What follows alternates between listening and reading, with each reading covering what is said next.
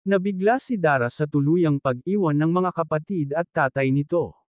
Bago ko ipagpatuloy ang maiksing reaction video na ito, hiling ko lang na patapusin ang panunood nito para malaman ang nilalaman nito, at kung bago ka pa lang sa munting channel na ito, paki-subscribe para lagi kang updated sa video ng mga kalingap. At paki-suportahan natin ang ama ng kalingap na si Val Santos Matubang, Ate Edna Vlog at si Kalingap Rab. Isang mapagpalang araw sa inyong lahat mga kalingap, at shout out nga pala sa patuloy na sumusuporta sa aking YouTube channel, lalong-lalo na sa mga viewers natin na walang sawang nanonood at sumusuporta. Salamat. Dara at Bea ay tuluyan na naman iniwan ng kanyang ama.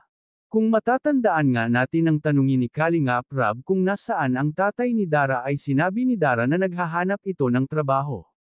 At ito na nga ang nangyari, pumasok ang tatay ni Dara ng construction. Ang labis na pinag-alala ni Dara ay matanda na ito para magtrabaho ng construction. Dahil ito palang tatay ni Dara ay stay-in sa trabaho sa Makatuwid, ay ang magkapatid na naman ang naiwan sa bahay.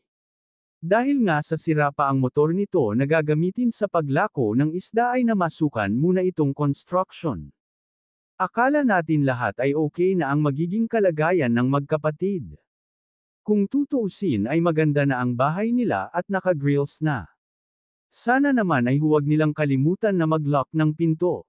Katulad nga nang biglang dumalaw si Kalingap Rab, nakita niyang tulog si Dara at Bea, tapos nakita niya nakatiwangwang ang pinto, kaya laging sinasabi ni Kalingap Rab na maglalok sila ng pinto kahit tanghaling tapat, dahil ang masamang tao ay walang pinipiling oras. Pag nakita nila ang pagkakataon na lolooban ka na nila, lalo pa at malalayo ang kapitbahay ni Dara. Hanggang dito na lang ang update ko mga ka-viewers, maraming salamat at God bless sa inyong lahat.